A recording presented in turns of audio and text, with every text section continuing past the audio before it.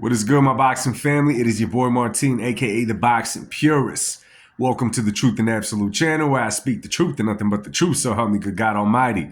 Still battling this cold, y'all, so I'm doing a little bit of recliner action, you know what I'm saying? So obviously I want to talk about the big news that's going on in the boxing world, and that is that Dimitri Bivol has pretty much let go of the WBC belt. Tomorrow they were about to go to the purse bids to try to maybe make the fight between Dimitri Bivol and David Benavidez. Well, Dimitri Bivol pretty much a day early said, nope, I'm not going that route. Y'all could take this belt, which automatically makes David Benavidez from an interim champion to full champion at the WBC light heavyweight belt, which is, cool for David Benavidez. Now, there's a few different ways to look at this. I'm sure there's going to be those out there that say that Dimitri Bivol ducked Benavidez. I'm sure there's going to be a huge crowd of those people around.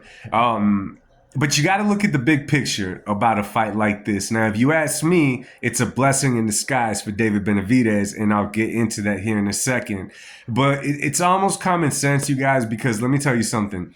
Although to many of us, we see a third fight between Dimitri Bivol and Artur Beterbiev as something that we don't need as the boxing public. It's a trilogy fight that's back to back to back, so it only makes sense to make it now. You also got to remember who's putting up the money for these fights, which is Turkish Al-Sheikh, Jive Turkey as I like to call him. So it was pretty obvious, man. He's putting the money up. He's the heavy hitter in boxing right now. It's pretty obvious that this is what we were going to get next.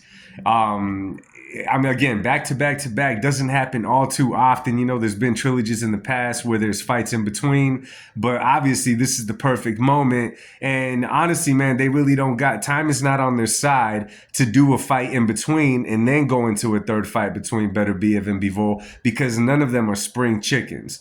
Artur Beterbiev in their last fight already showed a little bit of his age in the fight, in my personal opinion, and Dimitri Bivol is right behind him in age. There's not too much of an age gap. So the time to make that fight, to make it the most attractive, appealing, would be now. Would definitely be now. And again, Dimitri Bivol is no longer, undisputed at that weight class since he lost that belt. Artur Beterbiev doesn't have a belt in that weight class. So this is pretty much just for bragging rights. They split 1-1. They want to see who the better fighter is. You know what I'm saying? And you can't hate on that. It'll definitely draw a crowd. Turkish Al-Sheikh wants to see it. It's going to happen. Now, on the other side with David Benavidez. Now, I know plenty of people were very excited to see the possibility of Dimitri Bivol fighting the Mexican monster David Benavidez. I know that a lot of people were excited to see this. I know a lot of people were, amped up because we already heard the sparring stories. We heard all of that. Now, the little history on it that I got to throw on there because it's just the truth is that Canelo's name was tied into all of this. You got people that, they grab onto certain things and that's what they hold on to. So when people say that, David Benavidez says that he got the best of Dimitri Bivol in sparring, right away people are going to say, David beat Bivol in sparring and Bivol beat Canelo, therefore Benavidez beats Canelo. Obviously, if you're familiar with the sport, that's not exactly how it goes down at all. Sparring is sparring, a fight is a fight.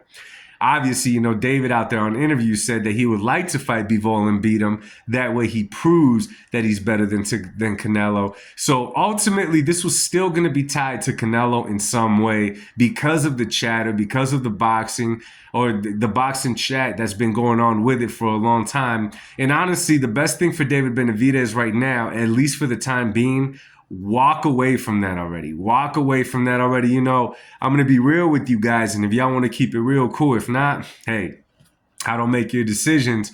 But the popularity, the reputation of David Benavidez definitely shot up quite a bit because his name is tied with Canelo.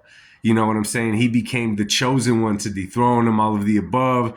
Don't get me wrong. It's a fight I would like to see, and I still have hopes that we will see. But the name tied with Canelo is obviously what kind of shot David up a little bit higher than he already was, being that, David hasn't been the most active fighter. His resume doesn't necessarily scream elite at this point. But that's why I think it's a blessing in disguise that he's not going to be fighting Bivol next, because now he's elevated to full WBC light heavyweight champion, and he gets to create his own path, what I've been saying for a while now. Let me be real with you guys. David Benavidez beat Morrell convincingly. You cannot go back, look at that fight and say, yo, Morrell should have won. No, David beat him convincingly. However, if you saw the fight and if you saw David Benavidez after the fight, you will notice that David Benavidez got hit quite a bit. He got hit quite a bit. And why do I bring that up? Many people overlook this, but for me, I always judge a boxer by how much he gets hit. And why do I do that? Because he's prone to get hit in a fight, okay? Now, it also depends on who he's getting hit from. If he got hit that much from a David Morrell, who's a really, really good fighter, let's not take nothing away from Morrell right now.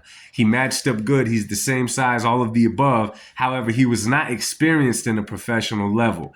Had he jumped in there with someone like Dimitri Bivol, who's experienced, who's been in there with Beterbiev, Zurdo Ramirez, Joseph Smith, Canelo Alvarez, has that professional experience at a high elite level, I personally think that he would have ran through Benavidez, not taking a chance away from David Benavidez in a fight against Bivol, but the odds were against him way, way too much at this level in David Benavidez's career. It would have been one of those, he fought Bivol, had he lost, it would have been right back to square one. But now he actually gets to do something, and he put out a tweet, if I'm not mistaken, saying that this is not how he would like to get the belt, and I believe David Benavidez on that, and he promises to put on good fights. Now, rank number 2, we got Callum Smith right behind Artur Beterbiev, I forget by who, but he's right there, which is a really, really good thing because I think that's a fight he should pursue.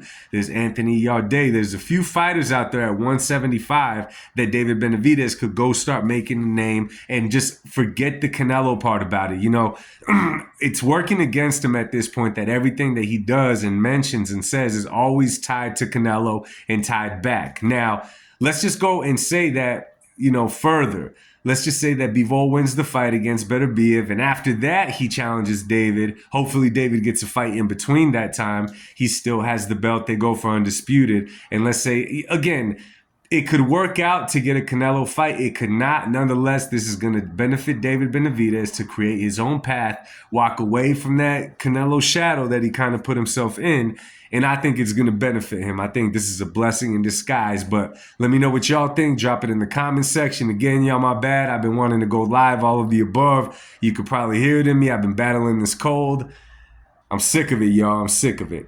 Anyway, though, man, I'll speak to y'all soon. Again, let me know what's going on in the comment section. Much love. God bless y'all. I'll speak to y'all soon. Peace.